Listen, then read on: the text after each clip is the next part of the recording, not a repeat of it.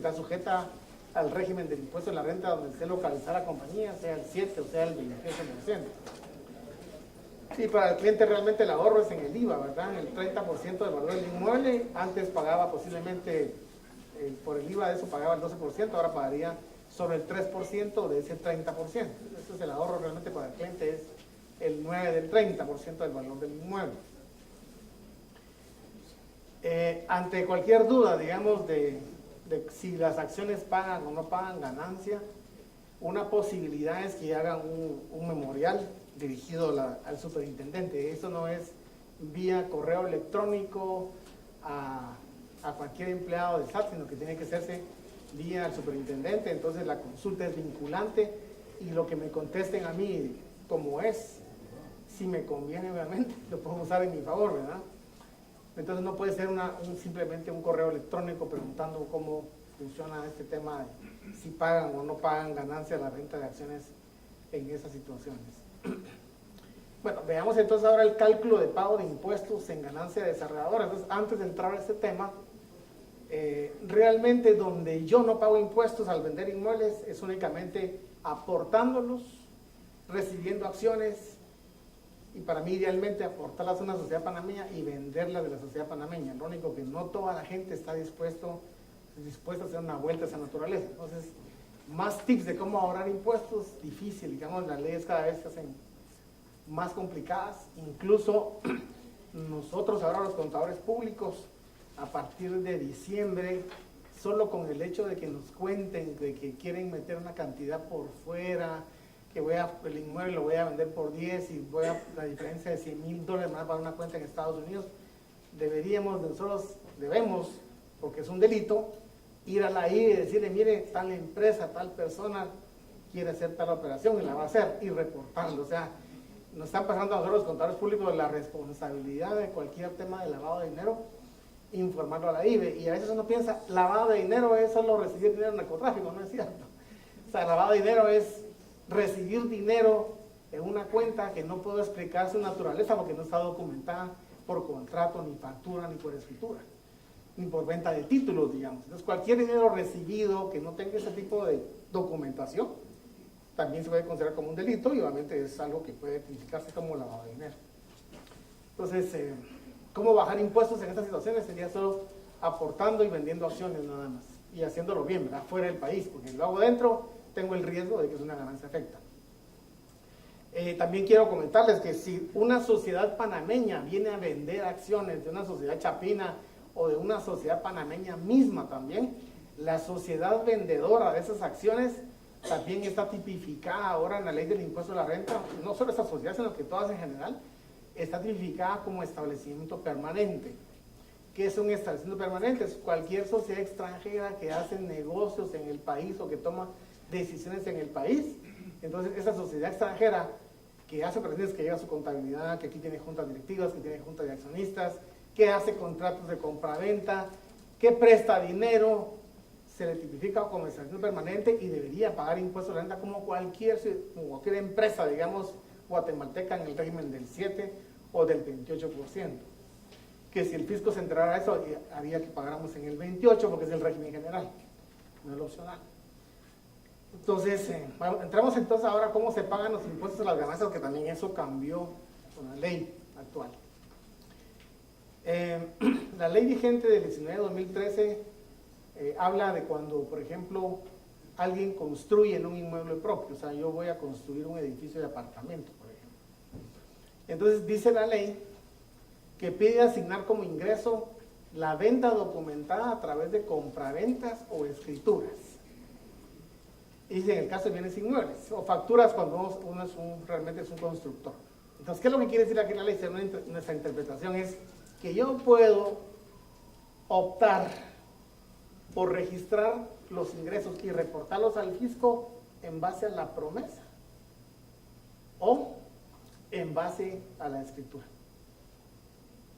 Aquí no me está diciendo que lo debo hacer, por ejemplo, bajo el método percibido, que sería el caso de la promesa. Me está diciendo que lo puedo hacer en base a la contrato de promesa o la compraventa. Para mí, la opción más sensata es ir por escritura de compraventa y no pagar impuesto por la promesa.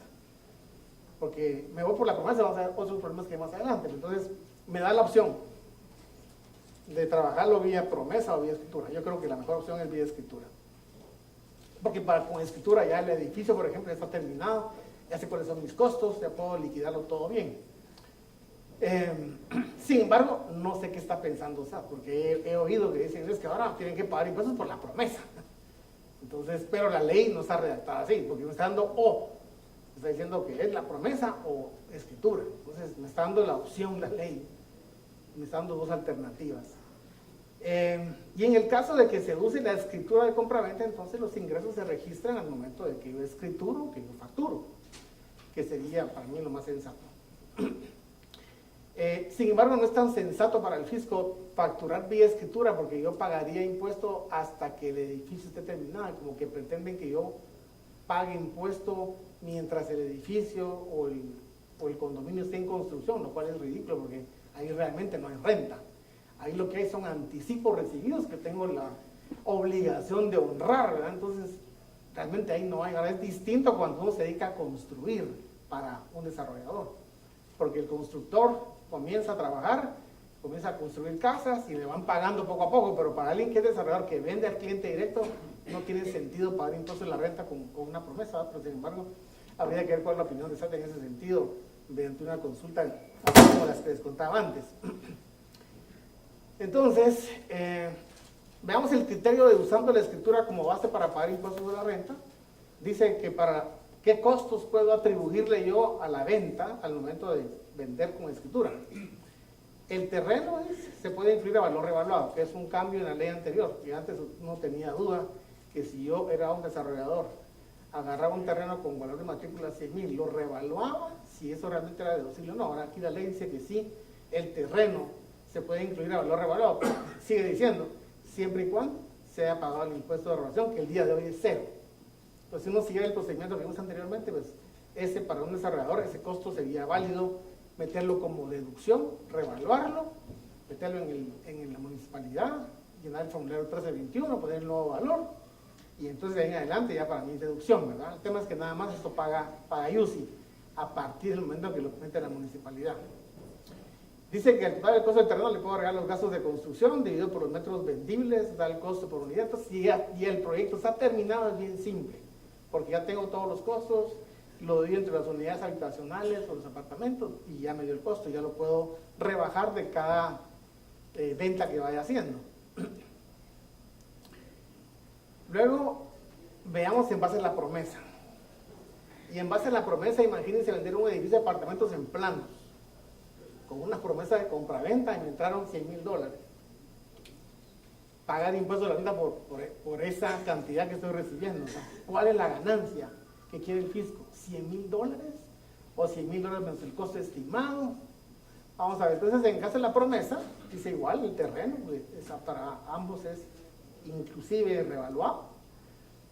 Pero dice el artículo, dice el valor total de los costos y gastos de construcción según la programación de obra. Según la programación de obra no me dice, imagínense, el día de hoy estoy vendiendo en planos. Y al vender en planos, tal vez lo que tengo es el terreno con alguna excavación que se comienza a hacer, pero no tengo nada más. Y vendiéndolo en planos a veces es más barato, obviamente. Entonces, dice que lo que tengo que meter es el valor total de costos y gastos de construcción según la programación. Pero según la programación es una interpretación de si ahí van costos reales o por incurrir. No dice si es costos reales más por incurrir. Simplemente dice la programación de la obra, al cual se le agrega el valor de adquisición. Entonces, no está definido realmente cómo yo debo pagar impuestos en esos casos. Entonces, imagínense cómo voy a tratar ese concepto. Vamos a ver más adelante un ejemplo de esto. Entonces dice, luego el costo del terreno más los gastos de construcción se divide entre los metros vendibles y da el costo por unidad. Pero si no tengo nada, debería de usar el concepto de el edificio me va a costar 12 millones de quetzales con todo y construcción, y cada apartamento va a costar 1 millón de quetzales, todo estimado. ¿Ya?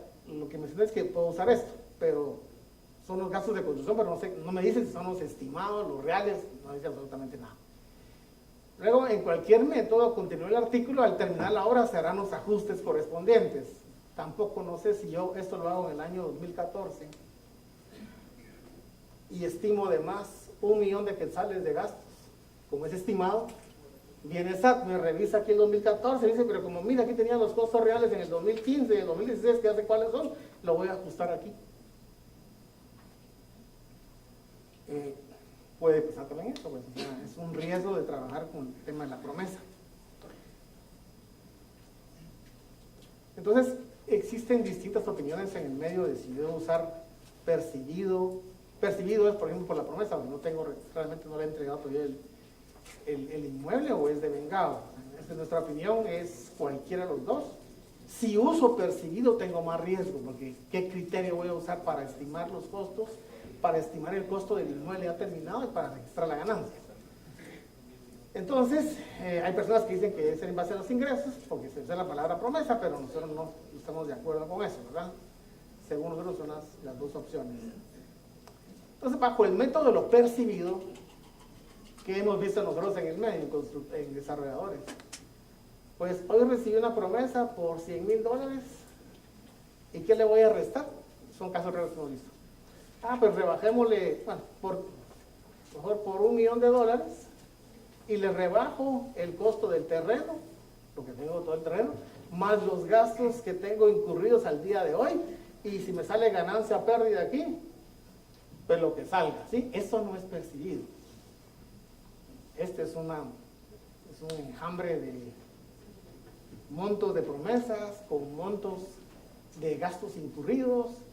Realmente, si yo quisiera usar percibido, lo que yo debería hacer sería 12 millones de quetzales cuesta el inmueble y digamos que hay 120 apartamentos, cada uno vale 100,000 quetzales. Voy a poner un ejemplo sencillo. Entonces yo debería decir al día de hoy, el costo del apartamento es 100,000 y lo voy a vender, y mi costo es de, por ejemplo, ese es el costo, lo voy a vender en 150,000. Entonces yo me voy a ganar 50,000, este es estimado. ¿Sí? Entonces, este es el valor de venta y este es mi costo estimado por unidad. Entonces, pero eso no lo dice la ley, lo deja demasiado ambiguo. Entonces, si me voy por el tema de la compraventa, la promesa de compraventa, debería decir yo, hoy me está pagando el cliente $100,000 de aquí. De este valor de venta me está pagando $100,000. Entonces, ¿cómo se debería manejar de una forma técnica este concepto de lo percibido? Es, yo registro hoy una cuenta por cobrar de $150,000, rebajo el costo futuro, porque no tengo todavía, lo que tengo es el terreno nada más, los costos no los tengo todavía, con un crédito por 100,000 quetzales, $100,000, y luego registro una utilidad diferida en ventas a plazos por $50,000.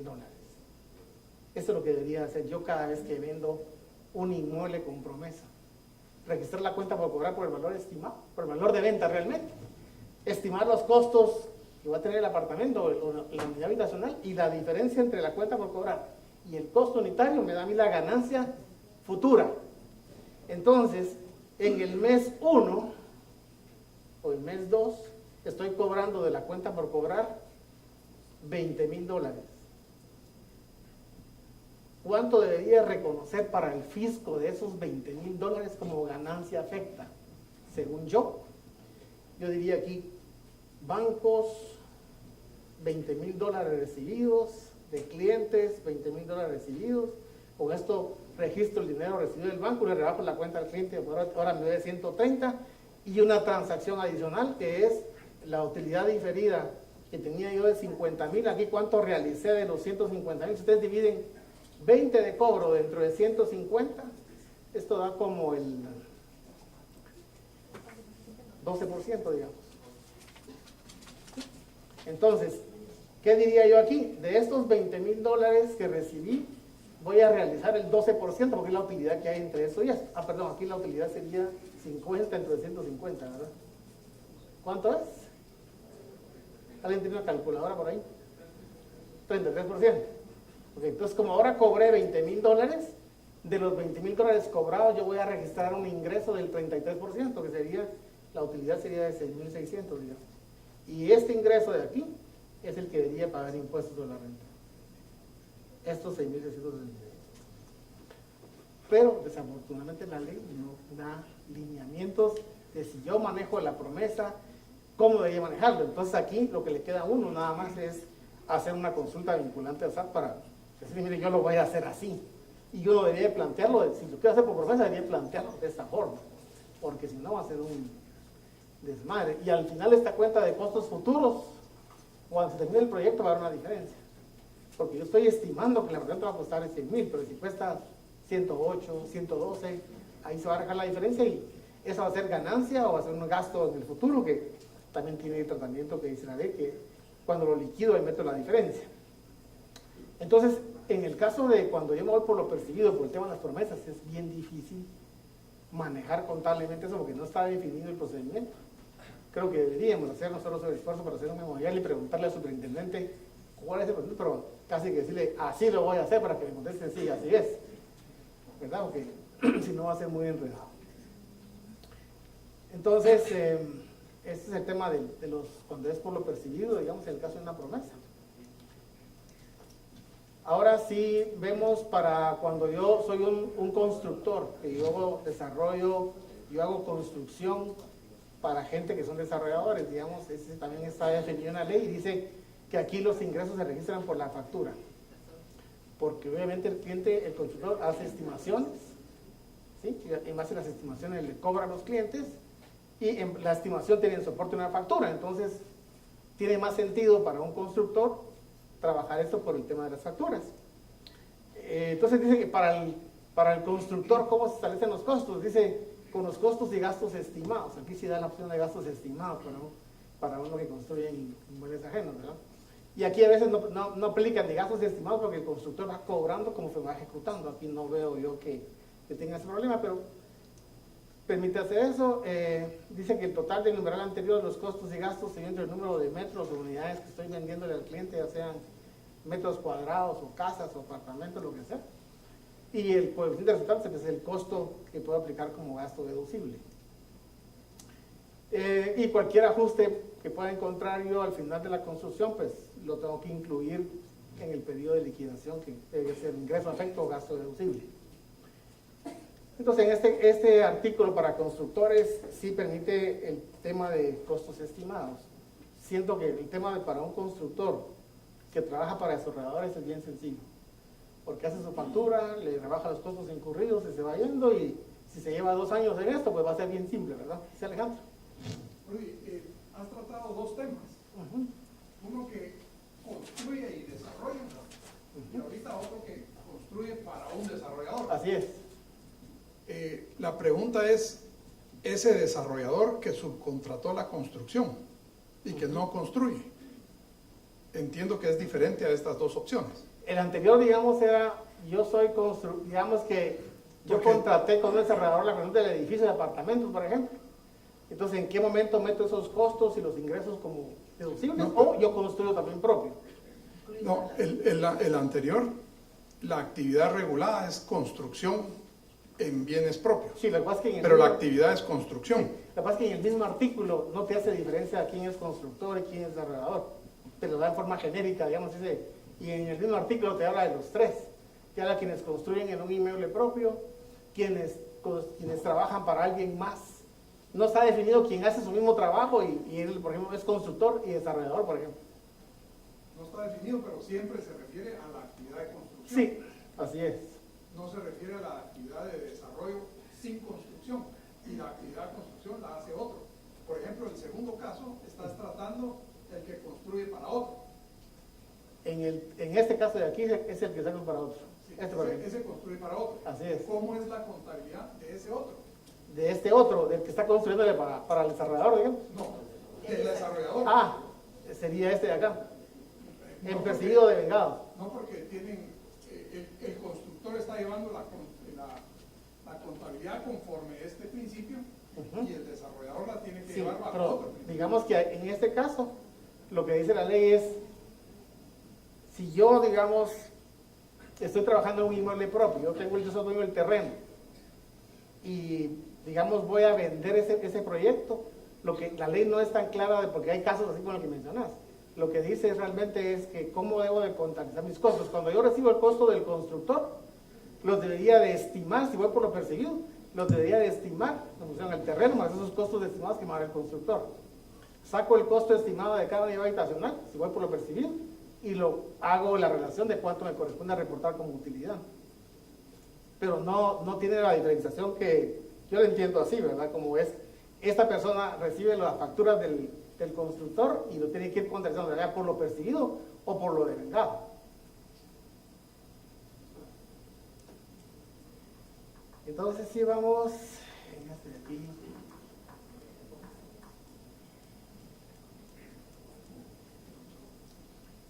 Entonces, en este caso de los que construyen para otros, digamos, es más simple, ¿verdad? La factura contra los costos incurridos, y creo que ahí no es tema de percibido ni de vengado, sino que es mucho más sencillo, porque al final están cobrando a un cliente en función al avance del trabajo. Ahora vengamos al tema de notificadores, digamos. ¿Qué pasa con una notificadora? Que también tiene un artículo separado de... ¿sí?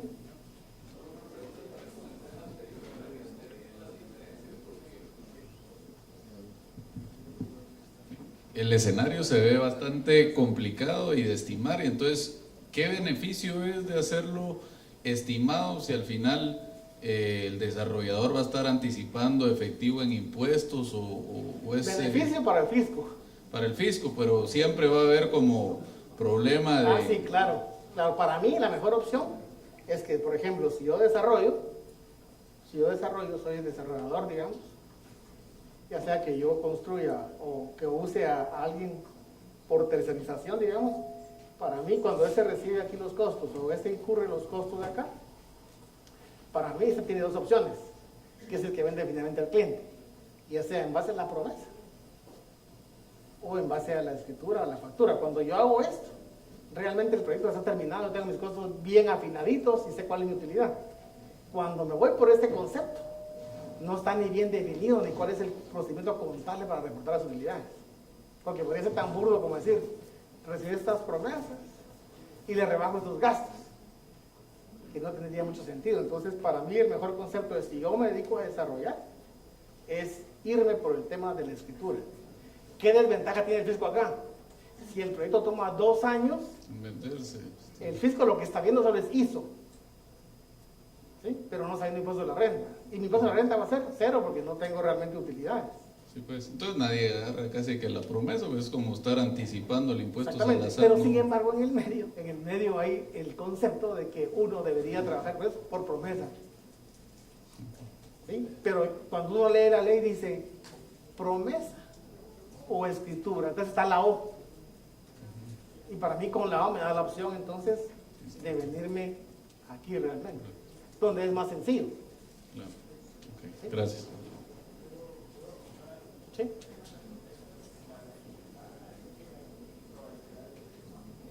También. Sí, aquí planteaban también, es cierto, ¿verdad? En el tema de las promesas está el tema de que pueda alguien desistir de la promesa. Y si es la promesa, en ese momento tengo que ponerla como que es una devolución y ¿qué va a querer el fisco de documento por la devolución? Depende, quiere que le dé una factura, ¿verdad? Y otra cosa con la promesa que me genera otra diferencia es el IVA. Digamos, hay gente que dice, mire, factúremelo. ¿Sí? Yo puedo decir, no, es que no le puedo facturar el inmueble porque el inmueble se lo va a facturar hasta que yo se lo escriture. Entonces va a tener diferencia entre el IVA y el impuesto de la renta también. Porque para efectos de impuesto de la renta, la promesa va a ser ingreso, pero no va a estar reportada para efectos del IVA. Eso va a crear otra diferencia dentro de la misma contabilidad fiscal, que es un problema. Entonces, en el caso de los notificadores, sí indica expresamente que los ingresos se van por el método percibido. Cuando dice notificador, dice, aquí tiene que irse por lo percibido, aquí no hay salida. En notificadores de terrenos dice percibido, no, aquí no me dan la opción. De aquí estoy fregado porque, y a veces que el tema aquí es el siguiente, ¿verdad? Usualmente las notificaciones se venden en 4 años, entonces el fisco quiere ver algo de plata. Pero desafortunadamente, como va a ser ahorita, no me dice cuál es el mecanismo para reportar las utilidades bajo el método percibido. ¿Bajo qué mecanismo contable y lógico? No lo dice. Solo dice que los costos para hacer los ingresos se determinan de la siguiente forma. Dice el valor del terreno, que puede estar a su valor revaluado. Dice que se suma al terreno los gastos urbanización o notificación, con formulación del proyecto. Se suma el valor del terreno a todos los gastos anteriores, se divide entre el número de metros vendibles del terreno y establece el valor de cada costo de cada metro cuadrado de terreno urbanizado. Entonces es bien sencillo, ¿verdad? El costo del terreno, ya sea con el avalúo, más los gastos de urbanización, dividido entre los lotes que iba a sacar y mirar el valor del lote, el costo de cada lote. Hasta ahí voy bien. Sí. Obligatorio con percibido. En terrenos obligatorio.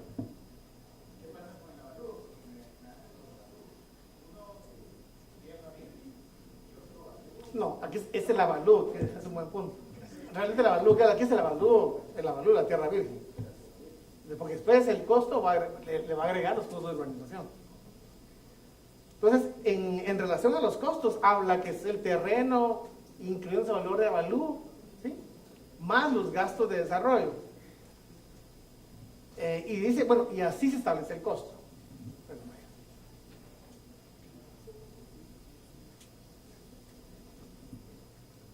En lotificaciones hay dos conceptos. El concepto de lotificación propiamente, que las áreas comunes se ceden a las municipalidades. Y el caso de las lotificaciones como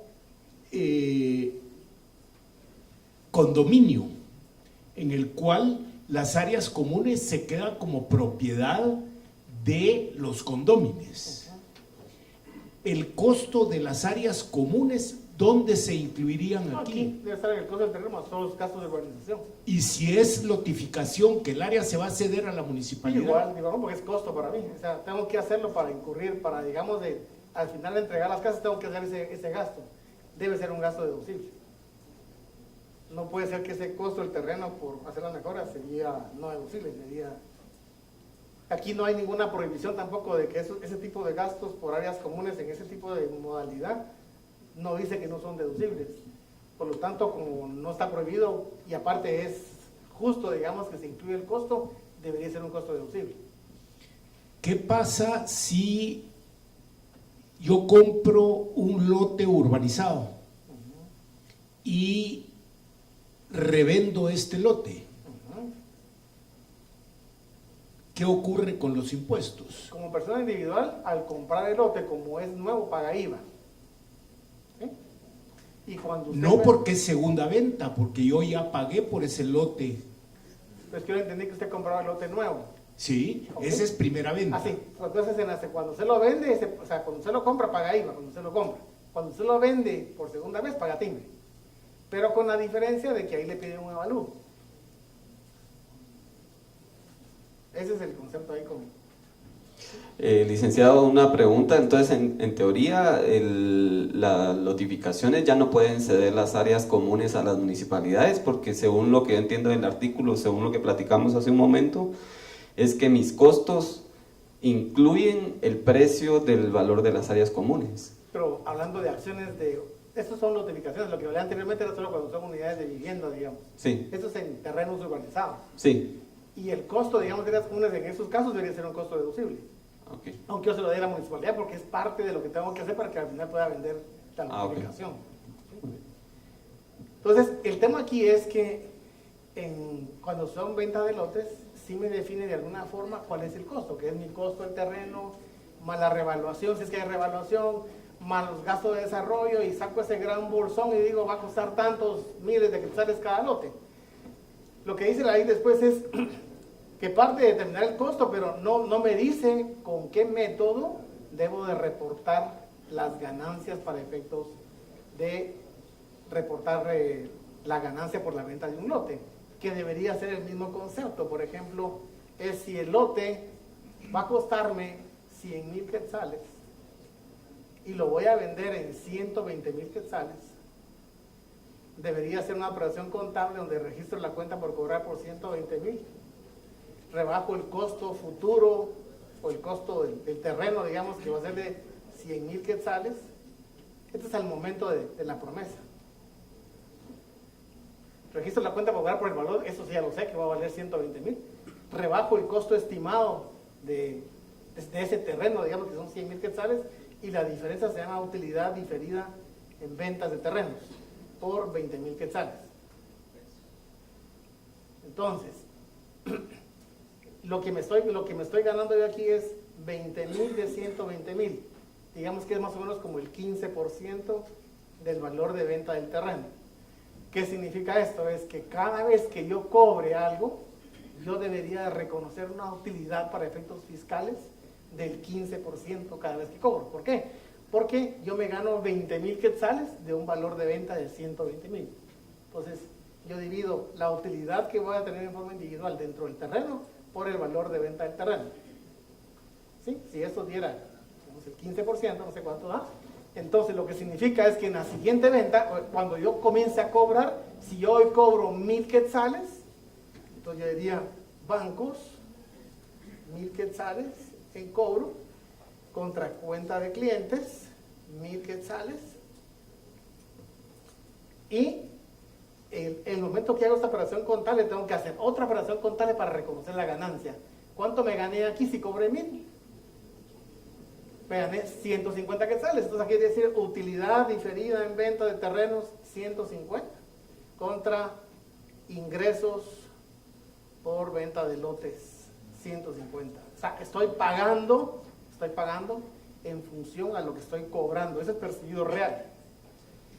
Pero otra gente puede decir, no, es que percibido yo lo entiendo que es, hoy tengo estas promesas de tantos miles de quetzales completas y le voy a restar todos los costos que llevo. Y hoy puedo tener una gran pérdida, una gran utilidad.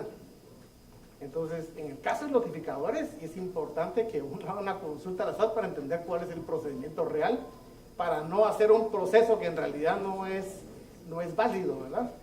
Entonces hay que tomar en cuenta eso en el caso de los notificadores. Hacer la consulta y de preferencia al superintendente.